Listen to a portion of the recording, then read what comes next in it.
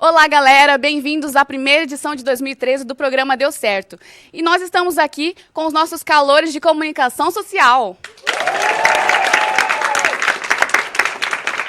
E para fazer uma recepção calorosa para eles e para que eles possam tirar todas as dúvidas em relação ao curso, tanto de publicidade quanto de jornalismo, nós estamos aqui para saber um pouco mais da história do nosso corpo docente, os nossos professores Cristina, Osvaldo, Cláudia e Zanata. Então, por favor, abertas as perguntas e vamos lá. Tudo bom? Sou o Fábio. Eu queria perguntar para os professores como que é o mercado de trabalho após a formação do nosso curso. Se o mercado de trabalho é fácil, se precisa da gente, quando for trabalhar na televisão, precisa de padrinhos, que nem a gente ouve falar por aí. Como que funciona, se é fácil ou não? Fábio, a questão do mercado de trabalho é a seguinte, nós temos uma grande rotatividade, por exemplo, no caso da televisão que você perguntou. Nós temos uma grande rotatividade e isso é importante porque os alunos que estão se formando, eles têm essa possibilidade de entrar. Você perguntou também sobre essa questão de que se precisa de alguém dentro da televisão. Não, se você tem capacidade, se você já tem experiência e a gente consegue oferecer isso aqui no curso da UCDB, né, de você apresentar, fazer reportagem, mesmo produzir comerciais, né? Então, assim, se você tem essa capacidade, o pessoal do mercado de trabalho está assistindo a TV universitária, né? E aí, assim, puxa, eu vi aquela pessoa, ela tem potencial, então vou trazer, né? Foi o que aconteceu, a gente tem vários alunos que apresentaram aqui o Estúdio Livre, que hoje são repórteres em nível nacional, né? Entrando, inclusive, com matérias nacionais, né? Tem o Alisson Maruyama, que foi apresentador do programa Estúdio Livre e hoje ele é repórter no interior de São Paulo, né?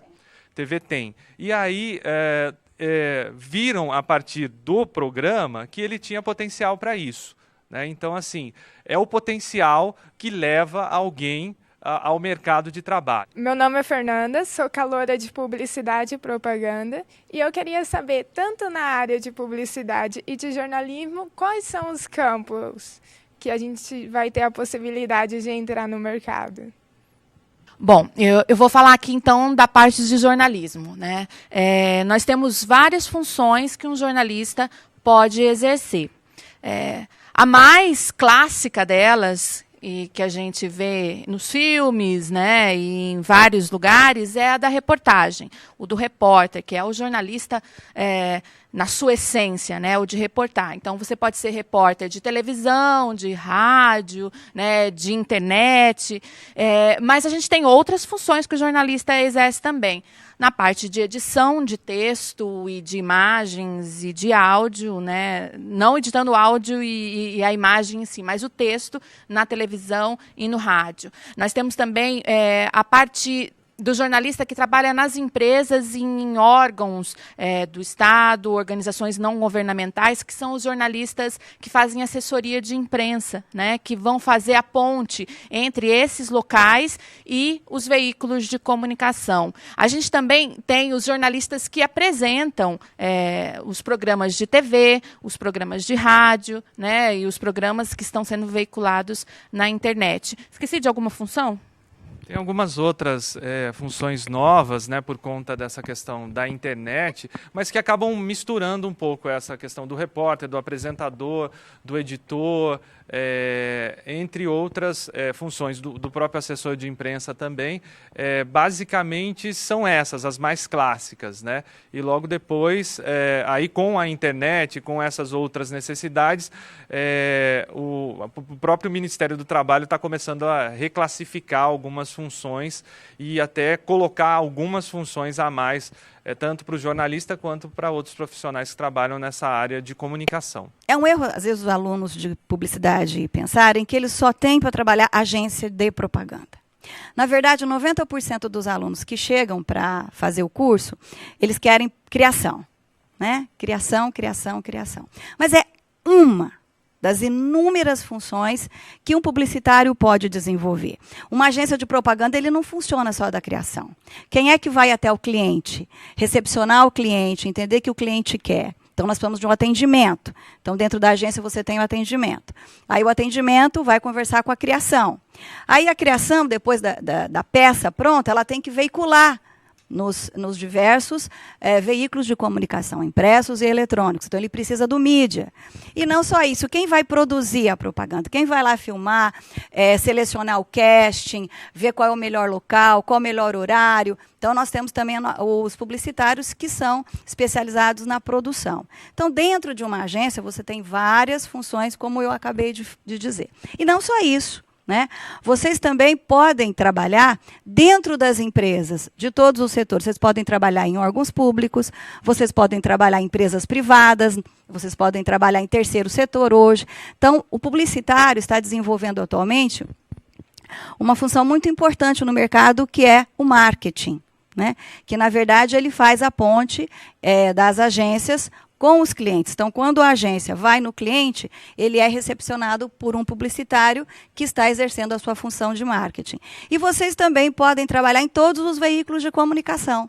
Meu nome é Rian, sou calouro de publicidade e eu faço charges. Eu queria saber em que área que um desenhista pode atuar a partir do momento que ele se formou em publicidade. Numa agência de propaganda, porque hoje nós trabalhamos, hoje embora a gente tenha no computador todas essas ferramentas praticamente, vamos dizer assim, prontas, mas é muito importante esse conhecimento, porque você trabalha desde da base, da criação, né, com todas as informações suas e não de uma máquina como num computador.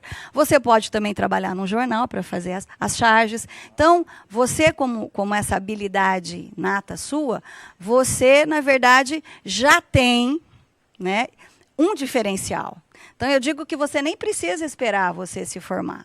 Você já pode, de repente, você procurar entender um pouquinho mais aonde o seu perfil se adequa, para você já começar a trabalhar, porque esse tipo de habilidade é uma carência no nosso mercado, tanto para as agências quanto para os jornais. Meu nome é Yasmin, eu sou caloura de jornalismo e queria saber com o senhor, professor Zanata, como foi sua primeira experiência como jornalista? Minha primeira experiência como jornalista, eu vou aproveitar e falar um pouco da minha experiência e já responder um pouco também a pergunta do padrinho, né? Que eu até brinquei com a Cláudia, eu falei assim, eu vou perguntar se ele é batizado. Se é batizado, tem padrinho, não precisa se preocupar, né? Até muito tempo atrás, o QI funcionava. Mas hoje em dia, o que acontece? Mais do que um QI, do que um padrinho, você precisa realmente de competência. Você pode ter alguém que te coloque lá dentro. Se você não tem competência, você não se mantém. Eu comecei a trabalhar em assessoria das telecomunicações de Mato Grosso do Sul, antiga Telemes, indicado por uma amiga minha que fazia faculdade comigo. Ela estava saindo e falou, Zanata, você tem o perfil. Fiquei lá por 2 anos. De lá, porque existe uma pequena rixa, né? Existia, hoje é menos, de que a assessoria não era jornalista. Então, não, você é assessor, você não é jornalista. Uma briga de mercado, quem está na redação e quem estava só em assessoria, hoje parece que isso já está bem mais ameno. De lá eu saí e fui para o Diário da Serra, dos diários associados do Assis Chateaubriand. Ali, efetivamente, para mim, foi uma escola de jornalismo.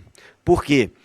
Porque, com uma primeira formação em filosofia, eu pensava que eu tinha que trabalhar em cultura. Porque jornalista tem que ser intelectual. E me botaram como repórter de polícia.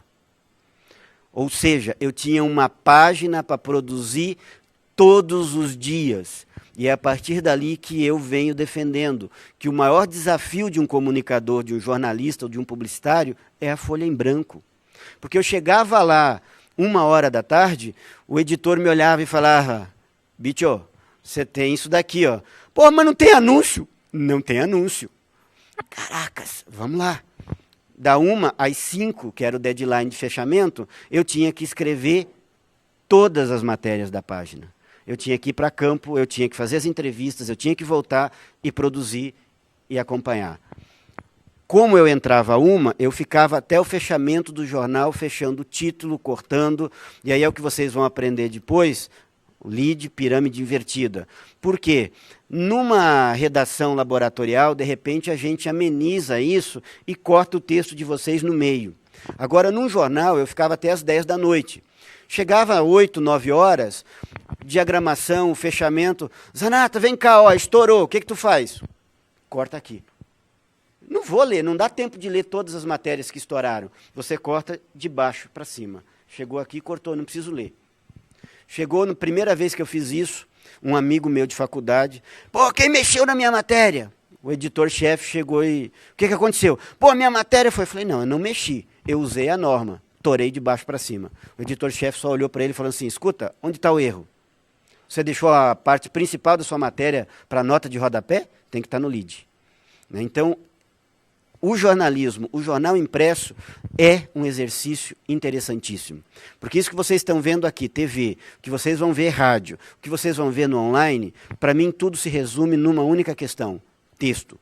Se vocês não têm texto, vocês não vão se dar bem em televisão, porque não é só um rostinho. Vocês não vão se dar bem no rádio, porque não é só a voz. Porque para você ter essa voz, você tem que ter um texto por trás dela. Então, concordância, coerência, uso gramatical, tudo isso faz a diferença, porque é o zelo pela sua profissão. Além do texto, a gente precisa do contexto. Além das leituras que são importantes, vocês têm que começar a prestar atenção nas pessoas, em gente. Vocês têm que começar a se ligar, se antenar em quem está do seu lado. Estou no ônibus, não vou no ônibus desligado, só ouvindo o meu MP4. Eu vou prestando atenção nos lugares, nas histórias que as pessoas estão contando, porque tudo isso pode virar pauta. Porque a partir de agora, meus amores, vocês são repórteres, vocês têm que prestar atenção porque vocês têm que ter histórias para contar. Vocês têm que prestar atenção na sua comunidade, o que está acontecendo ali, né? Se tem problemas, se não tem, porque vocês vão ser os agentes que vão levantar essas histórias para que as pessoas, as outras pessoas conheçam os seus problemas. Tem gente que nem nota que tem problema, né? Saibam que tem os seus problemas e se mobilizem, né, para tentar solucionar esses problemas. Os jornalistas, eles têm essa importante função de levantar os problemas, né, contar essas histórias para que a sociedade se mobilize. É uma profissão importantíssima que eu amo para sempre. Meu nome é Bárbara, sou caloura de jornalismo. Eu gostaria de saber da professora Cristina como foi a experiência dela como repórter. Bom, a função de repórter eu sempre digo que é a mais interessante de todas e é que eu mais gostei de atuar no jornalismo, né? Porque é a história, né? Jornalista, quem escolhe ser jornalista quer estar no fuá, né? Quer estar no forfé ali, né? E é o repórter que vai para os acontecimentos, né?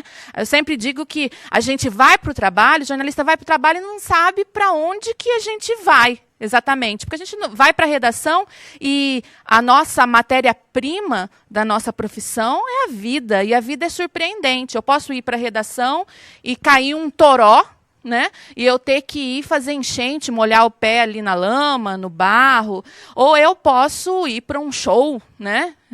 De rock, ou infelizmente as grandes tragédias acontecem, né? Vocês viram essa última tragédia aí do incêndio na boate, quantos jornalistas foram para lá? Nós já tivemos grandes incêndios aqui, o último foi o do Paulistão. Os nossos jornalistas estavam lá, ficaram chocados com tanta fumaça, e aí assim, não podiam chegar muito perto da história, mas queriam relatar essa história. Então, a reportagem, ela é bastante interessante nesse sentido de que a gente vai estar no local, sentindo, né, o que está acontecendo, conversando com as pessoas, né, entendendo essa história que depois a gente vai contar. Então, assim, a reportagem, eu fui repórter tanto de televisão, né, e na reportagem de televisão a gente não tem muito editoria, a gente vai para todos os tipos de pautas, de temas de pautas, do esporte à economia, né. Já no jornal impresso, eu trabalhei na televisão, eu trabalhei na TV Guanandi e fui diretora de jornalismo da TVMS, na Record. Né? Não trabalhei muito na reportagem ali na Record. Mas no impresso eu fui da editoria de cidades, de bairros, né? Então, assim, até tinha um apelido de Maria do Bairro, porque é a essência do jornalismo ali, né? A gente vai conversar com as pessoas e aí a gente vê que a gente pode ajudar, né? Mesmo no pequeno buraco, ou grande, né? Que tenha na rua e que está incomodando as pessoas, né? A gente vai lá, relata isso para para ver se as autoridades podem ajudar nesse sentido, né? E também fui repórter de economia no Correio do Estado. Já é uma editoria diferente, onde não sei se vocês têm essa ideia, né, de que vocês entraram no curso de jornalismo e não vão precisar saber matemática. Precisa, gente, a gente precisa fazer... A gasolina, né? Aumento da gasolina a gente tem que fazer. Então, assim, precisa saber matemática. Se não souber, vai ter que aprender, quem for editor de economia, né? Mas a reportagem, para encerrar, então, é a essência do jornalismo. É você estar no lugar e conversar, olhar olho no olho ali na sua fonte e poder sentir realmente se ela está falando a verdade ou não e depois contar essa história para as pessoas com seu texto impresso ou seu texto audiovisual. É isso. Meu nome é Vinícius, eu sou calouro de publicidade. Eu queria saber o que a publicidade pode auxiliar na parte de vendas, na parte comercial. Bom, para você que é tudo, né? Você não consegue vender hoje nada se você não tiver uma boa propaganda, tá? Impulsionando essa venda. Então, eu digo que a publicidade e propaganda, ela é, na verdade, a propulsora de toda essa economia que nós vivemos hoje. Então, por exemplo, você consegue vestir uma camisa por dia. Então, mas quantas camisas você tem no seu guarda-roupa? E por que você tem no seu guarda-roupa? Porque a propaganda está dizendo para você que a moda, a cor agora é essa, que o modelito agora é esse, que o bolso agora é esse. Então, quem, na verdade, faz gerar todo esse comércio é a publicidade e propaganda. Então, ela é a grande, vamos dizer assim, mola propulsora de tudo que você está vendo por aí. Então, se, por exemplo, nenhuma empresa toda consegue pagar seus funcionários, pagar seu aluguel, se ela não vender o seu produto. E hoje em dia, em função da concorrência, não adianta você só expor os seus produtos, porque o volume de lucro que você precisa ter para poder pagar todos os seus custos, precisa ter uma venda muito mais rápida. Né? Então, por isso que eu preciso de uma boa comunicação, de uma boa propaganda, nos veículos de comunicação certo, para que eu possa gerar essas vendas e continuar com a minha empresa, pagando meus funcionários e criando novos produtos de acordo, né, com a vontade, a necessidade dos consumidores. Tá? Então, sem propaganda, não tem comércio. Meu nome é Ana Cristina, sou caloura de jornalismo e eu queria perguntar para a professora Cristina se o repórter ele também é o responsável pela procura da matéria, ou se quando ele chega lá já tem aonde ele tem que ir, o que ele tem que fazer, ou não, já tem tudo certinho. Então, Ana, eu esqueci de falar quando eu falei das funções dos jornalistas, de uma função importantíssima dentro do jornalismo, porque é onde nasce, né, as histórias que são contadas pelos jornalistas, que é a pauta, né? São os pauteiros, a gente chama os produtores da televisão, que utiliza mais essa função de pauteiro, porque na televisão é tudo mais rápido, né? Então, o repórter, quando chega na rua, já tem que estar com tudo marcadinho, né? Entrevistado, local de fazer imagens, todos os tipos de informações que dão base para essa história já tem que estar apuradas. Então, quem faz isso é o pauteiro, o produtor, né? No jornal impresso, essa função de pauteiro está meio extinta, né? O repórter já chega, o editor que já teve uma reunião de pauta, né, sabendo as histórias que vão ser contadas nos dias, passa para esse repórter o tema da reportagem, a pauta, e ele já começa a investigar a sua história que vai contar. Meu nome é Viviane, eu sou caloura de publicidade e propaganda. Eu queria saber com o professor Zanata como que é o trabalho do assessor de imprensa. Hoje nós temos a assessoria, que pode ser uma assessoria empresarial de comunicação. Então, vamos dizer, uma grande empresa te contrata. E o que é interessante é que nós temos assessoria de comunicação e assessoria de imprensa. Na assessoria de imprensa, muitas vezes, trabalha só o jornalista. Na assessoria de comunicação, trabalha jornalista, publicitário, relações públicas. É uma equipe trabalhando, pensando a estratégia de comunicação desta empresa. Por exemplo, governo do estado, que eu trabalhei 3 anos em assessoria, né? você tem ali na equipe jornalista, você tem ali na equipe publicitários, você tem ali na equipe relações públicas. Quer dizer, pensando o quê? Pensando toda a comunicação do governo nesse caso. Então, um assessor de comunicação, ele pensa a comunicação dessa empresa. Qual é o grande problema, muitas vezes, que a gente percebe? É que, por não existir, principalmente em Mato Grosso do Sul, uma cultura de assessoria nos empresários deste estado, a gente percebe o quê? Contratam publicitários ou jornalistas para apagar fogo. Quando a empresa vai aparecer na mídia de forma negativa, eles correm atrás de um profissional de comunicação. Quando, na verdade, eles deveriam ter uma equipe já pensando a comunicação desta empresa. Ter um publicitário ali, ter um jornalista ali, desenvolvendo este trabalho.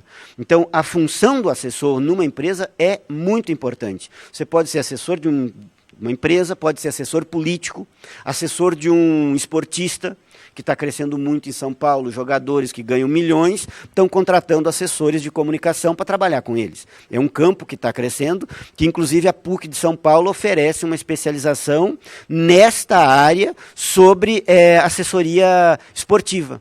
Porque eles perceberam que muitos estão crescendo. Então, quem está fazendo? Publicitários, jornalistas, relações públicas estão correndo atrás destas questões para ver se realmente conseguem trazer mais esta área para a gente. Então, o assessor, a gente até brinca, né, políticos, empresários, quando contratam um assessor, a gente costuma dizer que o assessor sabe mais dele do que ele mesmo sabe sobre ele. Né? Porque é o que realmente tem que acontecer. Então, quando um empresário, quando um político ou quando alguém contrata um assessor, ele tem que contratar alguém de extrema confiança e de extrema competência.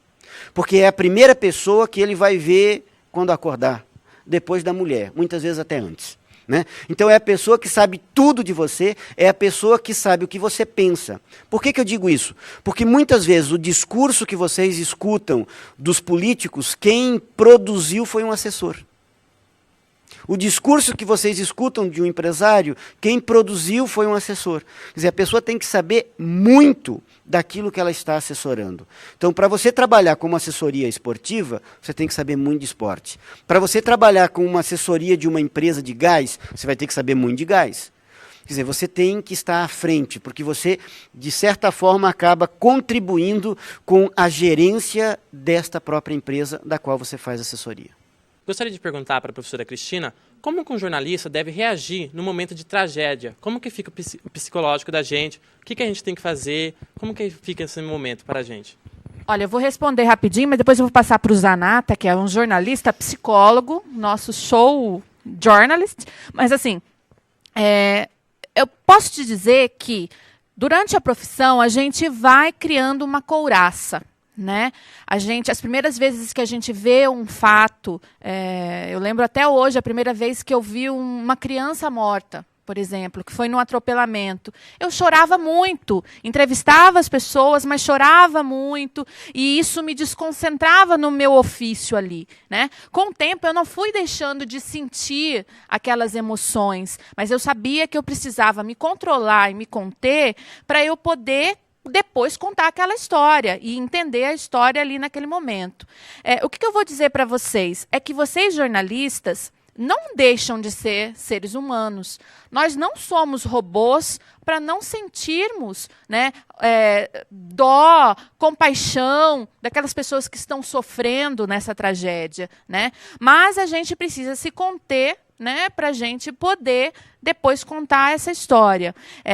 Muitos jornalistas dizem que existem muitos casos de alcoolismo, né, de depressão com os jornalistas, mas a gente precisa tentar manter essa cabecinha no lugar. Desculpa, eu sou ser humano e eu tenho um ser humano sofrendo na minha frente. Vou fazer a minha matéria, mas eu vou fazer a minha matéria com um cunho humano. Eu vou conseguir trazer este lado humano para a minha reportagem. Então, se eles estão sofrendo, eu também tenho que sofrer. Eu não posso anular o meu sofrimento. Quer dizer, esse sensacionalismo que a mídia está fazendo com o que aconteceu em Santa Maria, não deveria acontecer. Quer dizer, todo mundo ali colocou-se uma redoma e você esquece o outro lado. É a mesma coisa de você ver um pai que perdeu um filho assassinado e chegar para ele e falar: o que o senhor está sentindo? Só se você não for pai para saber o que ele está sentindo. Ele acabou de perder um filho, pode ser um bandido, pode ser o que for, é filho dele. Então a gente precisa entender a dor do outro. Quando a gente entende isso, para mim tem uma coisa que é muito clara. Antes de você sentar para escrever qualquer matéria, pense o seguinte: se fosse o meu irmão nesta matéria, eu faria isso? Se fosse o meu pai nesta matéria, eu faria isso? Aí vocês podem dizer: mas então a gente não vai mais fazer matéria nenhuma. Vai, mas vai fazer matéria com um pouco mais de zelo, com um pouco mais de cautela, com um pouco mais de responsabilidade, com um pouco mais de ética para aquele ser humano que está sofrendo. E eu gostaria de pedir agora que os professores dessem uma última palavra e dessem as boas-vindas aos nossos novos alunos. Sejam bem-vindos ao fantástico mundo da comunicação social, né, para jornalistas e publicitários. Vocês têm 4 anos pela frente, de muito estudo, mas eu peço que vocês sejam animados, tá? Tenham organização, porque esse mundo da comunicação é um mundo muito subjetivo, mas vocês podem sair daqui profissionais humanos, profissionais que pensam, profissionais críticos, né? E bons profissionais técnicos também é o que a gente espera. Boa sorte, meus amores. Vamos com fé. Bom, dar as boas-vindas para todos, dizer que esse é só o primeiro programa que vocês estão participando. Vão ser vários ao longo desses 4 anos, né? Nós temos o rádio, nós temos a parte impressa, nós temos as redes sociais para trabalhar também a comunicação. Então, vocês estão começando a ser inseridos nesse processo. É só o início, tem muita coisa pela frente, né? Muitos eventos que a gente já está planejando, muitas atividades, muitas aulas em sala, muitos livros para ler, muitas pessoas para vocês lerem também. Então, assim, muitos personagens, muitas ideias, tem muita coisa pela frente, né? Nós estamos muito animados com a presença de vocês, né?